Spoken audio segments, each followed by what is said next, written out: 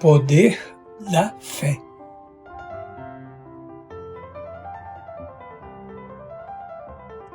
Evangelho capítulo 19, item 2. Em nada vos seria impossível, Mateus.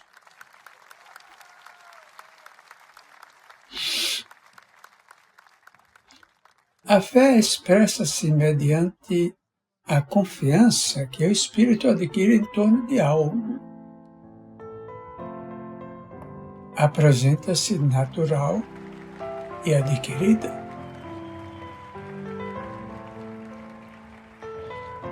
No primeiro caso, é espontânea, simples, destituída de reflexão ou de exigência racional, característica normal do ser humano.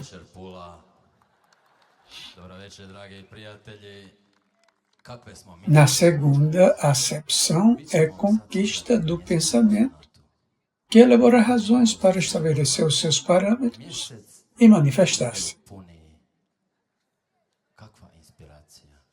Robustece-se com a experiência dos fatos, tornando-se base dos comportamentos lógicos e das realizações significativas do pensamento e da experiência humana.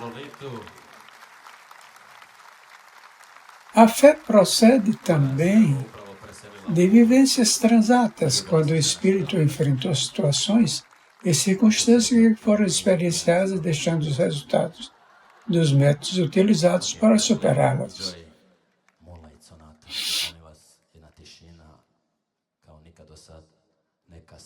Conhecendo os acontecimentos, embora inconscientemente, o ser adquire a confiança espontânea para os enfrentamentos que se apresentem por semelhança, evocativos daqueles passados.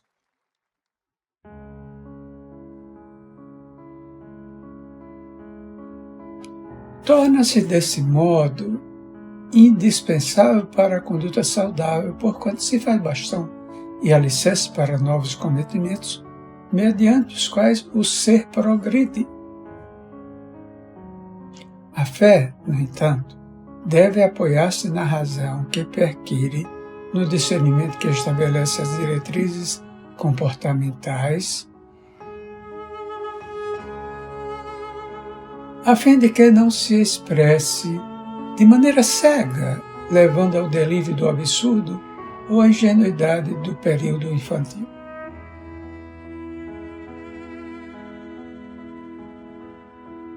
A fé amadurece através da conduta que propõe, coroando-se de segurança pelos resultados colhidos nos empreendimentos encetados.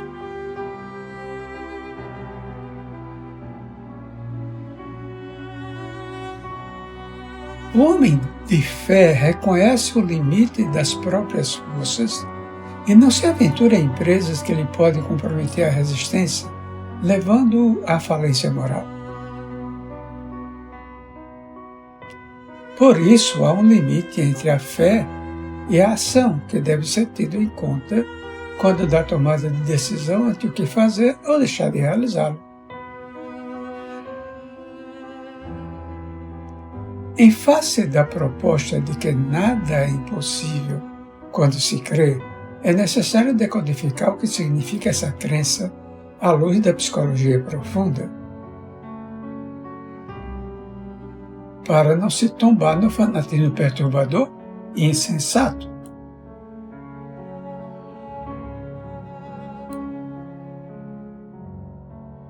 Jesus havia descido do monte Tabor, onde ocorrera a transfiguração e mais uma vez confirmara a procedência do ministério que lhe fora concedido por Deus.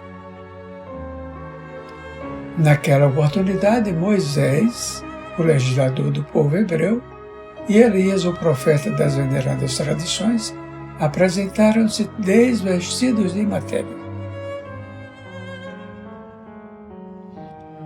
Em todo o esplendor da sua glória, para o saudarem, rompendo a sombra que pairava em torno da imortalidade do espírito e da sua comunicabilidade com as criaturas humanas.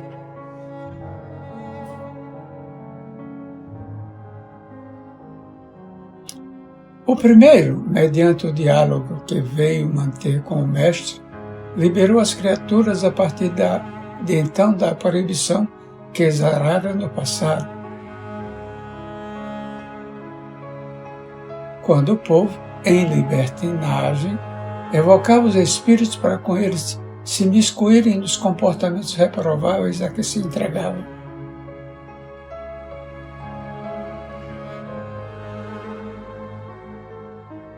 Estabelecendo leis que se deveriam caracterizar pela severidade, em razão do nível moral em que se encontrava o hebreu recém-saído da escravidão no Egito, coibiu o abuso decorrente da insensata comunhão com o mundo espiritual.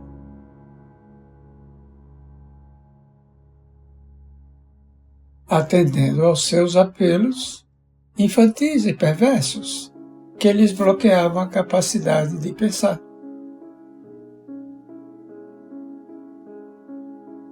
De decidir os conflitos e as condutas, transferindo-os para aqueles que, desenfastados da matéria, se lhes deveriam submeter aos caprichos.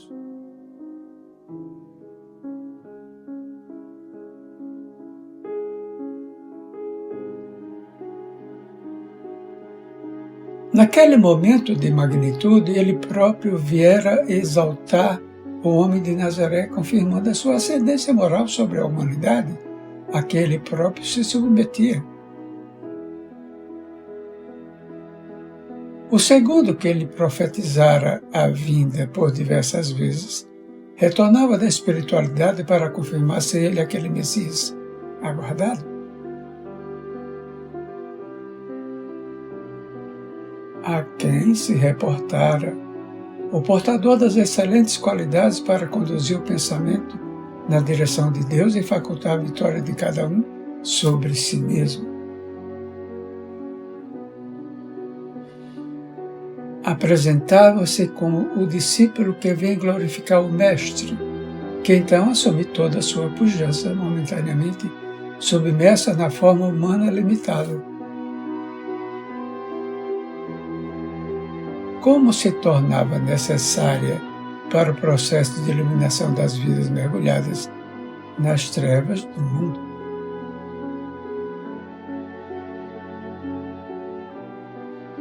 Após aqueles momentos de incomparável beleza, fomentadores da fé profunda,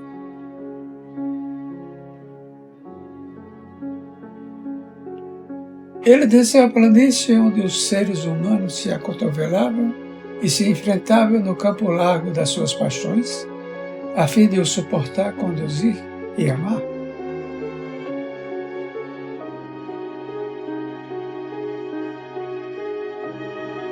De imediato, um pai aflito nele reconhecendo o Messias, prosternou-se-lhe aos pés e pediu-lhe socorro.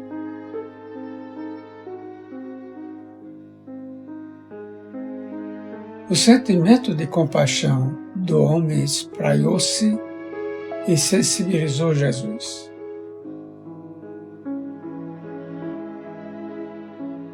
O seu drama era o filho enfermo, tomado por desconhecida força que o vitimava, atirando-o de um para o outro lado. Ameaçando-lhe a existência, minando-lhe as energias, e entregue totalmente a sua sanha, sem possibilidade de libertação. Conhecendo o insondável do ser humano, Jesus compadeceu-se e cindiu a treva que envolvia o jovem.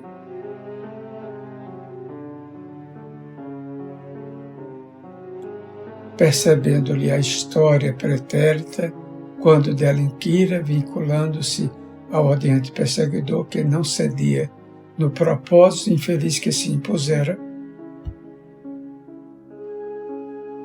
aturdido na sua insânia, não raciocinava nem se apiedava daquele que lhe sofria vendetta, incidindo no mesmo erro de que fora vítima anteriormente.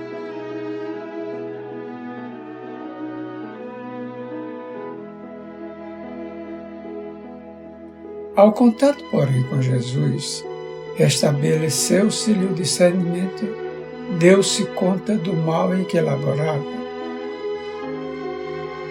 Num átomo de segundo, arrependeu-se e desalojou-se do campo mental em que se omisiara no seu sofrido hospedeiro. Desvinculou-se de imediato ao ouvir a voz clara e forte do Mestre e recebeu o influxo do seu pensamento compassivo.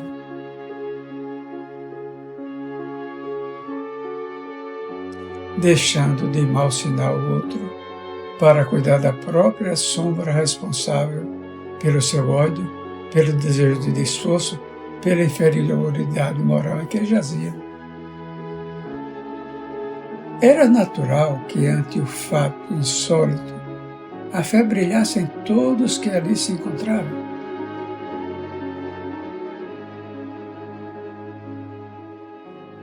Particularmente nos discípulos que estavam decepcionados pela inépcia de que eram portadores, já que eles também houveram tentado ajudar o obsesso sem colher o êxito anelado.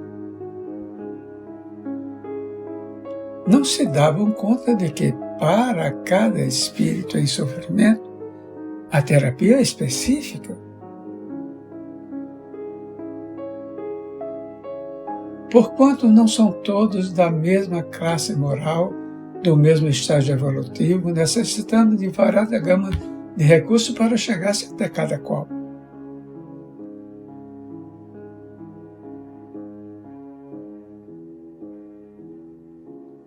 Aquele, em especial, exigia algo mais do que a precipitada imposição verbal, e sim um discurso específico, rico de energias vitalizadoras.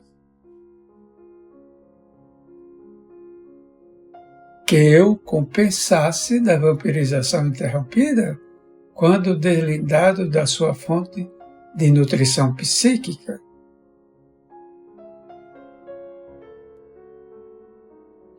Faltava-lhes fé, profundidade de confiança para conseguirem os bons resultados da empresa.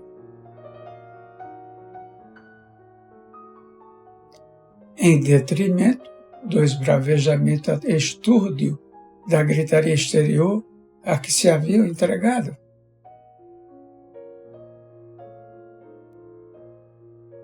Aquele espírito acostumado com os seus tormentos e apoiado no raciocínio conflitivo de justiça com as próprias mãos, não recebe a pessoa nem agressões, ameaças nem objurgatórios. Somente seria removido do seu propósito insano se experimentasse a força da compaixão e da misericórdia para a sua aflição. Foi o que Jesus lhe ofereceu: apoio e renovação interior, facultando-lhe dar-se conta de que na vingança mais se afligia, na cobrança mais se desnaturava.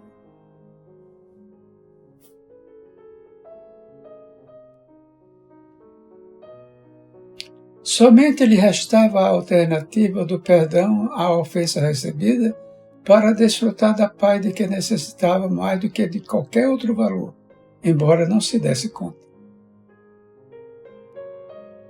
O amor de Jesus infundiu-lhe esse ânimo.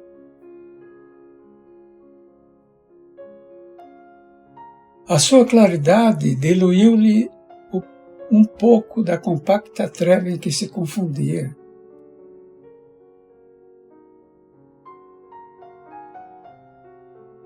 A fé em Jesus era a certeza do próprio poder da perfeita sintonia com Deus, a quem recorria sempre que necessário, sabendo por antecipação dos resultados que seriam colhidos.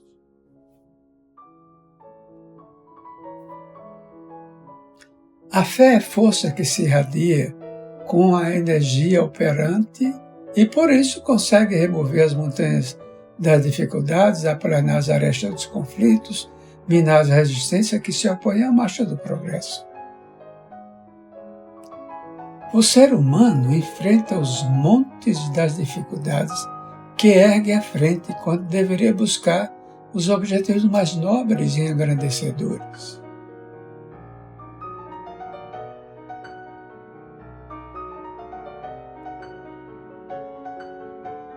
No entanto, no seu estágio infantil, sua sombra o envolve com preconceitos e desaires, enseguecendo-o com a ambição desmedida da posse material, na qual investe os seus melhores recursos e depois não sabe como deslindar-se de tantos conflitos e vencer tão variados obstáculos que tem pela frente.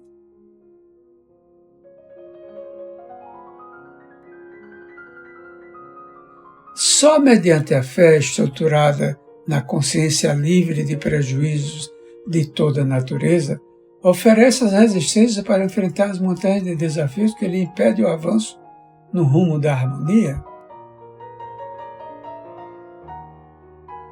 Mediante a fé lúcida e enriquecedora, a existência se apresenta digna de ser vivida, facultando a aquisição de recursos para todas as situações, ensejando que aquele que a possui enfrente todas as contingências com calma e certeza dos resultados felizes que o aguardam.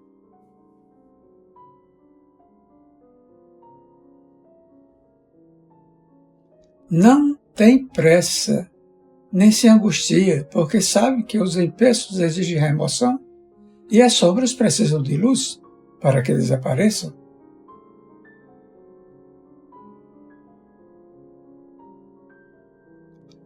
A fé racional nunca excede os limites da sua capacidade, nem se doira de ambição descabida, conhecendo as possibilidades que possui e os meios de que se deve utilizar para os cometimentos que enfrentará. É pujante, mas não presunçosa. É nobre, mas não jactanciosa.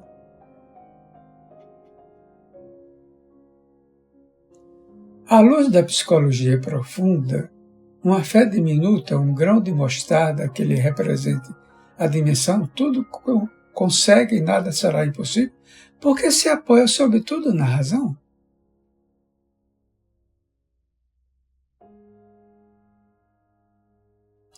Jesus e o Evangelho à luz da psicologia profunda. Divaldo Franco, Joana de Ângeles.